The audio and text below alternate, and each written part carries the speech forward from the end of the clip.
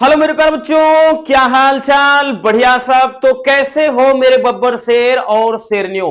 प्यारे बच्चों देखिए, फिजिक्स के क्वेश्चन पेपर में देखिए, वैसे भी केमिस्ट्री के क्वेश्चन पेपर में बहुत सारे बच्चे यूं समझ लेना कि परेशान हो गए थे। क्वेश्चन थोड़ा अटपटा था, लेकिन हाँ ये था कि जिन्होंने थोड़ा अच्छे से पढ़ा था तो पेपर बढ़िया गया था। ज्यादातर देखिए हमने बताया था जो 15 नेमिंग रिएक्शन वाले में, वहां से 5 से 6 नेमिंग रिएक्शन ही फंस गए थे पूरे।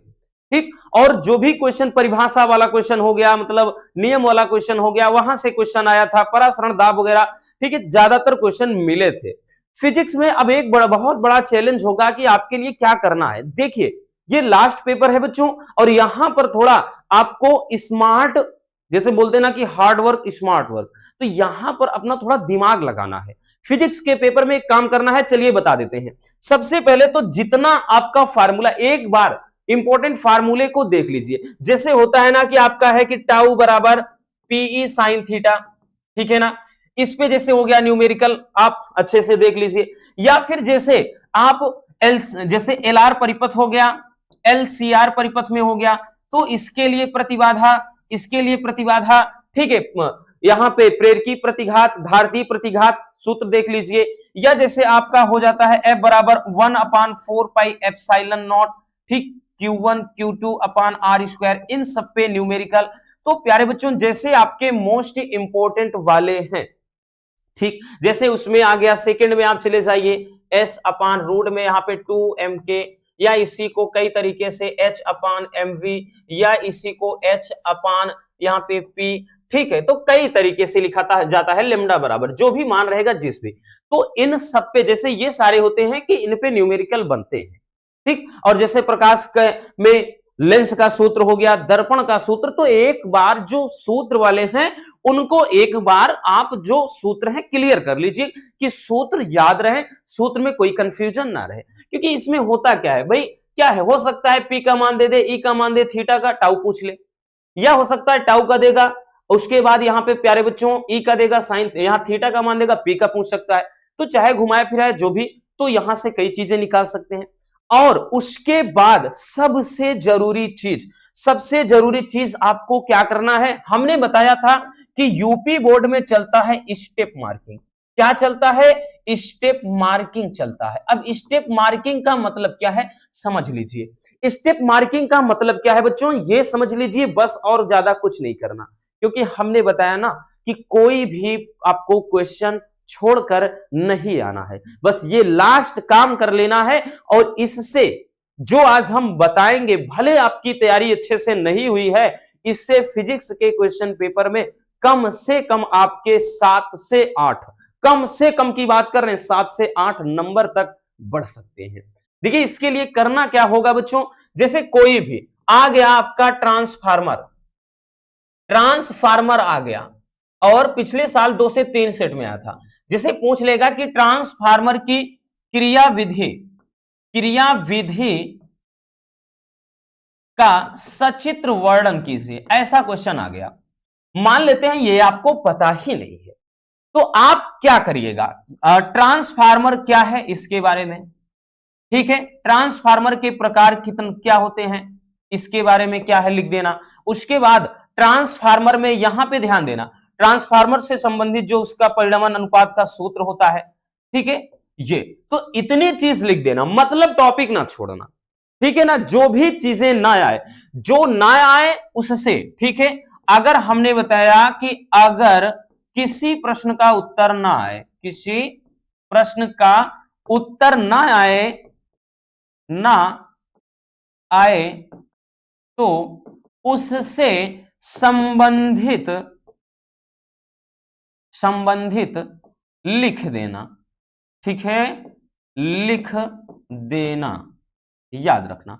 तो उससे संबंधित चीजें लिख देना। जैसे आ गया ना कि क्रियाविधि का सचित्र वर्णन, तो ट्रांसफार्मर क्या है, ठीक है ना, ट्रांसफार्मर का सिद्धांत लिख देना, किस सिद्धांत पर काम करता है, ठीक है, कितने प्रकार का होता है, इसका सूत्र क्या होता है, तो ये भी लिख देंगे बच्चों। तो मान लेते हैं अगर ये 5 नंबर का है तो फिक्स है 2 नंबर मिल ही जाना है, याद रखना। समझ में आ गया ना, मतलब आपको उससे रिलेटेड जैसा आ गया कि जैसे क्वेश्चन कोई भी आ गया कि जैसे आपका डेरिवेशन में आ जाता है कि परावर्तन की व्याख्या, अपवर्तन की, या प्रकाश का परावर्तन क्या है, परावर्तन के नियम लिखिए।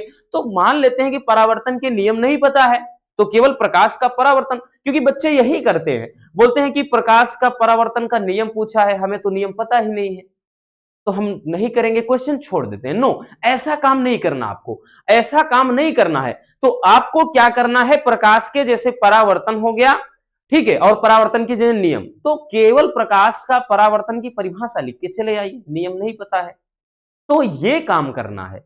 जैसे आ गया कि पूर्ण आंतरिक परावर्तन क्या है, इसकी आवश्यक शर्तें लिखिए, ठीक है। तो मान लेते हैं भाई नहीं आ रहा है, शर्तें क्या है, परिभाषा तो लिखना ही पड़ेगा, तो ये काम करना है, कहीं पर छोड़ना नहीं है, ठीक है, आधा अधूरा नहीं छोड़ना है, ये काम करना है। मतलब आधा अधूरा का मतलब यही चीज है कि नहीं आ रहा है तो आधा अधूरा लिख दीजिए, ठीक है, भले पूरे नहीं आ रहा है तो ये काम जरूर करना है कि किसी प्रश्न का उत्तर ना आए तो उससे संबंधित चीजें, ठीक है, टू द पॉइंट एकदम लिख देना है। जैसे आ गया कि एक समान वैद्युत, मतलब वैद्युत द्विध्रुव के कारण वैद्युत क्षेत्र की तीव्रता का व्यंजक लिखना है। तो मान लेते हैं कि व्यंजक आपको प्राप्त करना है, तो एक समान वैद्युत, मतलब वैद्युत द्विध्रुव के कारण वैद्युत क्षेत्र की तीव्रता का व्यंजक प्राप्त करना है। तो मान लिया कि वैद्युत क्षेत्र की तीव्रता का व्यंजक आपको निकालना नहीं आता, निगमन, तो उसका जो सूत्र है वो लिख दीजिए बस, ठीक है ना, कुछ मत लिखिए, उसका सूत्र लिख दीजिए।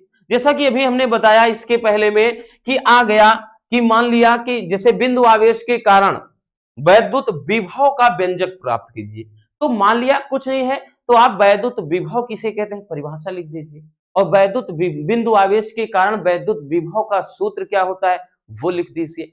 तो ऐसा होता है। फिर उसके बाद जैसे मान लिया कोई न्यूमेरिकल दे दिया है, कोई न्यूमेरिकल दे दिया है कि किसी सवाल में कोई दे दिया है कि कोई वस्तु दे दिया है कि उत्तल दर्पण या अवतल दर्पण से 30 सेमी की दूरी पर रखी है, ठीक है, तथा उसका प्रतिबिंब क्या है, मान लिया कि 20 सेमी की दूरी पर बनता है, तो वस्तु की फोकस दूरी ज्ञात कीजिए।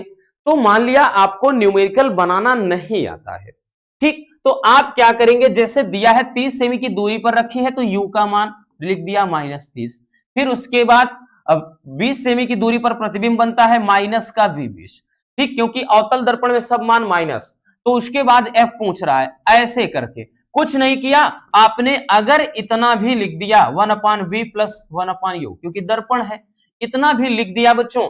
अगर ये क्वेश्चन 2 नंबर का है बबुआ, इतना लिख करके आप बगल हो जाएंगे, पूरा भी सॉल्व नहीं किए रहेंगे, तो यहां से आपको कितना नंबर मिल गया, 1 नंबर मिल गया, 1 नंबर मिल गया।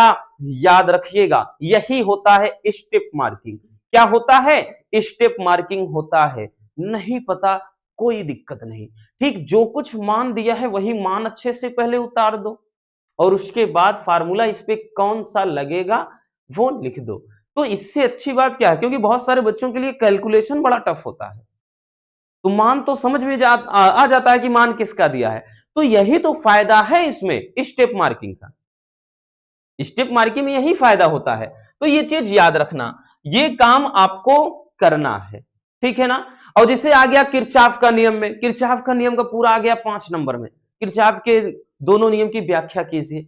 तो आपको व्याख्या नहीं पता है तो किरचॉफ का जो नियम है पूरा, ठीक है, पहला नियम दूसरा नियम लिख दीजिए, उसका फिगर वगैरह बना के, आपको नहीं बनाना आता कोई दिक्कत ना, 5 का नंबर का है 2 से 3 नंबर मिल जाएगा।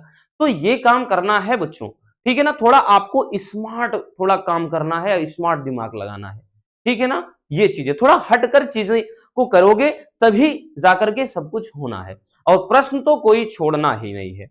जैसे आपका लास्ट में आ गया कि पीएन संधि डायोड, भाई पूरा अग्र अभिनत, पश्च अभिनत या अर्ध तरंग दिष्टकारी, पूर्ण तरंग दिष्टकारी हमने बताया था, ये चीज तो याद रखना। फिर से बोल दे रहे हैं कि जो है पीएन संधि डायोड, और उसके बाद इसका भैया हमने बताया ना बच्चों, अग्र और पश्च अभिनत दोनों, और उसी में अगला आता है कि पीएन संधि डायोड के क्या है, अर्ध तरंग दिष्टकारी, अर्ध तरंग, और एक होता है पूर्ण तरंग। ये तो फिक्स हो जाते हैं लास्ट वाले चैप्टर के। अब उसके बाद ये चीज, तो इसमें मान लेते हैं कि आपको आरेख बनाना नहीं आता, तो केवल पूरा जो नियम है पूरा वही लिख दीजिए क्रियाविधि में। इसी तरह से जैसे नाभिकीय विखंडन, नाभिकीय संलयन में पूरा आ गया कि हाँ समीकरण के साथ, समीकरण आपको नहीं आता कोई बात ना, केवल परिभाषा लिख दीजिए कि नाभिकीय विखंडन क्या है, नाभिकीय संलयन क्या है। तो अगर वो दो दो नंबर का टॉपिक है तो एक एक नंबर तो मिलेगा, इसलिए ये काम तो जरूर करना है। ठीक है, स्टेप मार्किंग चलता है, जहां तक करोगे आधा भी अगर आपने किया है तो आधे का नंबर मिल जाता है। ठीक है ना, तो याद रखिएगा। और कोई भी क्वेश्चन छोड़कर नहीं आना है बच्चों, क्योंकि नेगेटिव मार्किंग तो है नहीं कि हाँ आपके अगर हम छोड़ मतलब गलत हो जाएगा तो नंबर कट जाएंगे, कुछ भी ऐसा नहीं है। और प्रेशर नहीं लेना है बच्चों, लास्ट पेपर है, एकदम मजे में जाइए, अच्छे से करके आइएगा, यही हमारी दिल से दुआ है। All the best, love you, bye bye, take care.